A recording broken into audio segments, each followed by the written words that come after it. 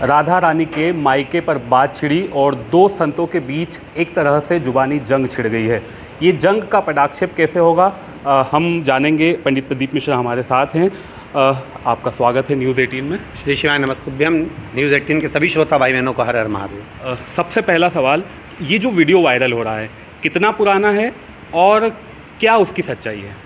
देखिए, कमलापुर महाराष्ट्र में ये कथा करी गई थी और 14 वर्ष पहले का वीडियो है लगभग, और उस वीडियो के क्लिप को काट काट कर छेद कर उसको छोटा करा गया। उसमें हमने राधा जी के भगवान कृष्ण के साथ विवाह भांडेर वन में जो हुआ है, ब्रह्मा जी द्वारा जो उनका कन्यादान हुआ है उसका भी वर्णन किया गया। बरसाने का महत्व भी हमने समझाया है, रावल का महत्व भी उसमें समझाया है हमने, और अन्य प्रसंगों को उसको वर्णित किया गया। अब उसको काट छाट कर जनमानस में गलत तरह से प्रेषित किया जा रहा है, जो कि जनमानस में किसी न किसी रूप से सनातन धर्म को क्षति पहुंचाई जाए, सनातन धर्म पर आक्षेप लगे और आपस में संतों को या ब्राह्मण जन को या गुरुजन को लड़ाया जाए, वो दिखाया जा रहा है, जिससे हमारे सनातन धर्म पर लोग हंसें और हिंदू धर्म पर लोग हंसें। प्रेमानंद जी महाराज ने ये वीडियो देखा, उसके बाद वो आक्रोश जाहिर कर रहे हैं और बहुत सी बातें कह रहे हैं। क्या कुछ कहेंगे आप? देखिए, प्रेमानंद जी महाराज जी रसिक संत हैं ब्रज के, राधा का एक स्वरूप है, भगवान कृष्ण की एक स्वरूप हैं, बड़े भोले संत हैं, बड़े सहज संत हैं। कभी भी उनकी वाणी ने कोई अपशब्द नहीं कहा, कभी भी उनकी वाणी किसी के लिए गलत नहीं बोली। उनके पास में कोई वीडियो उनको लेकर गए होंगे, कोई ने उनके ऊपर दबाव दिया होगा, या वीडियो किसी न किसी रूप में उनके पास आया होगा और किसी न किसी रूप में उनको उस तरह से बताया गया होगा कि उनको क्रोध आया होगा। हम कहेंगे एक मंथरा केकई को भड़का देती है, राम उनके हृदय में बैठे हैं तो राम को 14 वर्ष वन भेज देती हैं। तो कहीं ना कहीं किसी ना किसी रूप में कोई ना कोई भड़काने वाला ऐसा व्यक्ति है जिसको प्रदीप मिश्रा नहीं सुहारा।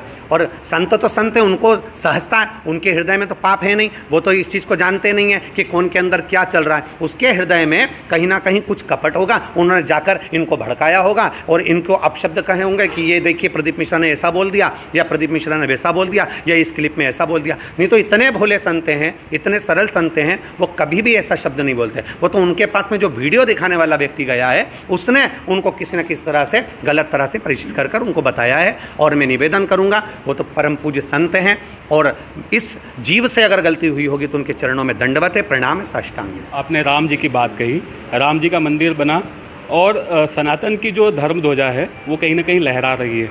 तो एक ये समय आया है जब उत्तर प्रदेश मथुरा की बात हो, वहाँ आपके खिलाफ मामला पुलिस तक पहुँच गया है, उसको लेकर क्या कुछ? देखिए, ये तो सब सनातन विरोधी हैं, विधर्मी हैं, जो कहीं ना कहीं किसी न किसी तरह से गलत चीज़ जनमानस को देना चाहते हैं। हम तो कहते हैं जो इस चीज़ का आंदोलन कर रहे हैं या इस चीज़ का अपशब्द कर रहे हैं या कुछ भी अपशब्द बोल रहे हैं, जब रामायण को आग लगाई दी गई, जब रामायण को फाड़ दिया गया, उनके पृष्ठों को फाड़ दिया गया, तब कहाँ चले गए थे?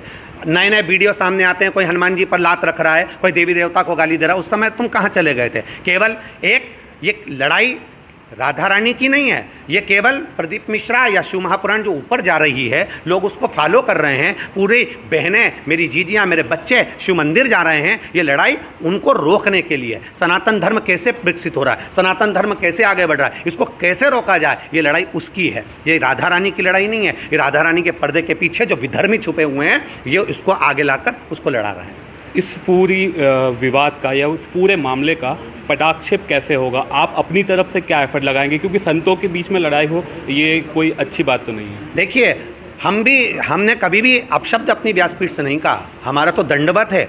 ब्रजवासी मेरे जीवन है, ब्रजवासी मेरे प्राण है, ब्रज की रज, उसमें खेल कर बड़ा हुआ हूँ। राधा रानी तो मेरा सर्वस्व है। मेरे सीहोर में कभी आकर देखेंगे तो राधा नाम तो जब हमेशा चलता रहता है। राधा रानी के चरणों को दंडवत करता हूँ, प्रणाम करता हूँ। ब्रजवासियों के चरणों को दंडवत प्रणाम करता हूँ। मेरी वाणी से, मेरे शब्द से, मेरी व्यासपीठ से अगर कहने में गलती हुई हो या आपको ऐसा लगा हो कि आपने ये शब्द गलत कह दिया, तो मैं राधा रानी के चरणों को भी दंडवत करता हूँ और ब्रजवासियों के चरणों को भी दंडवत करता हूँ। पर निश्चितता है आपके हृदय में कहीं ना कहीं किसी न किसी ने गलत विचारों को भरा है। उसके लिए निवेदन करूंगा कि माता राधा रानी सबके हृदय में भक्ति का संचार करें और सब जीवों का कल्याण करें। पटाक्षेप कैसे होगा? आप जाएंगे?